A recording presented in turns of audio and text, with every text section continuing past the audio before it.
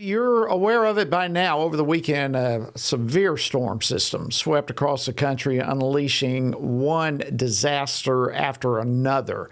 Included everything from tornadoes to dust storms to wildfires, even blizzards. And according to officials, there were at least 42 people who died during that through various storm-related incidents, let me put it that way, across 8 different states.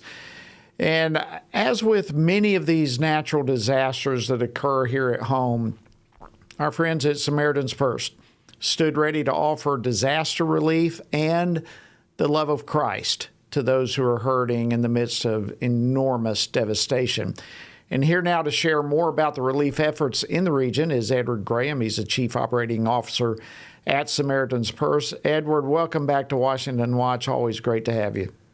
Hey, Jody. Thanks for having us on this evening. I appreciate it. Well, listen, give us an update. Just what have you heard so far regarding the situation in these various states that have been so powerfully affected by the storm system? I've heard that Missouri probably lost the most lives, I think 12 lives in Missouri, but Oklahoma probably the most damage from the wildfires.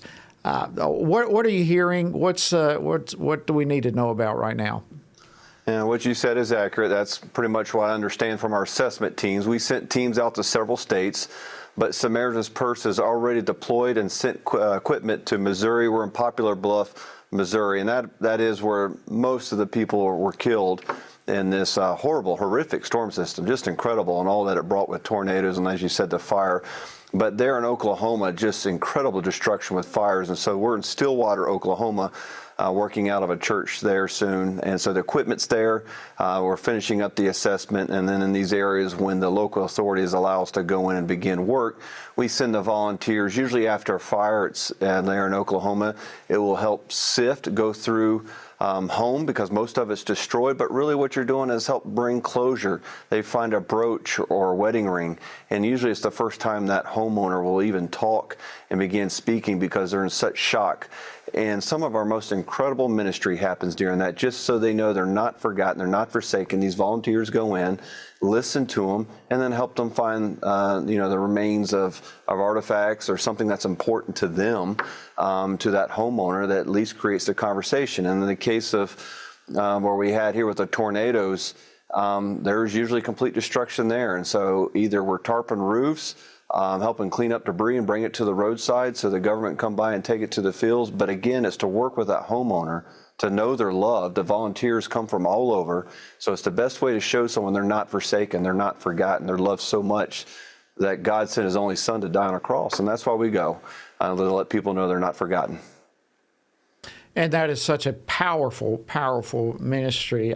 Samaritan's Purse is always there, always. And I don't know how you guys are everywhere where disasters are occurring, but right now it seems like it's one after another after another. So it's not just the result of the storms, but Samaritan's Purse is also continuing recovery efforts elsewhere. Long after newscasts and news cameras leave, Samaritan's Purse stays there. Where are you right now? Like, what are some of the major areas that you continue serving? Yeah, we're still in California after the fires there. We're still completing work orders, helping people go through and sift there, but we'll also do a rebuild there. You know, most people think California is wealthy. There is a lot of wealth there, but there's also people that didn't have insurance, were underinsured just because they inherited that house from 3 generations. There are very underprivileged communities there that were devastated by these fires, so we are doing a rebuild there, and that will take years. California is a difficult place to build in. A lot of bureaucracy there. We're in Kentucky right now following horrific floods there for a few weeks. We're helping people muck out and clean up homes there. And then we're still here in Western North Carolina. Hurricane Helene is devastation like I've never seen before. And we're in places here in my hometown in Boone, North Carolina, all the way to Asheville in 3 different locations.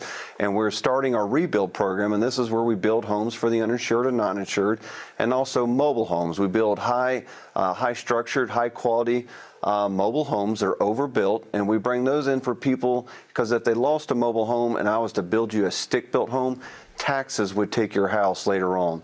And so that's why we do the mobile home project. But we're not going anywhere in North Carolina anytime soon. This is where I'm from, and this will take years to recover. And so we're doing everything from bridge work, culvert work, stuff we normally don't do. But the state's allowing us to do it because they're overwhelmed. There's so much need.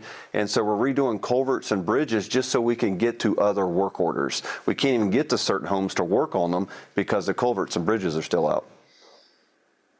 Edward Graham, real quickly, we've only got about 30 seconds or so. How can our audience be praying for those affected by these disasters? And is there any way people can volunteer? Yeah, prayer is so important. You think of those families that lost loved ones. They're hurting. They're broken right now. These storms were horrific, and it meant something to them. They lost their home. They lost family members. Pray for them. Let them know they're not forsaken. Pray for the local church. And if you want to volunteer, especially through local church, you can go to SamaritansPurse.org. It'll say how to get involved, and there'll be locations where you can sign up and go get a little dirty. Anyone can do this and do it in the name of Jesus Christ. Amen. Thank you so much, Edward Graham, Chief Operating Officer at Samaritan's Purse. Thank you for sharing your ministry's incredibly vital work to those who are affected by these disasters. And thank you for joining us again here on Washington Watch. Appreciate it, Jody.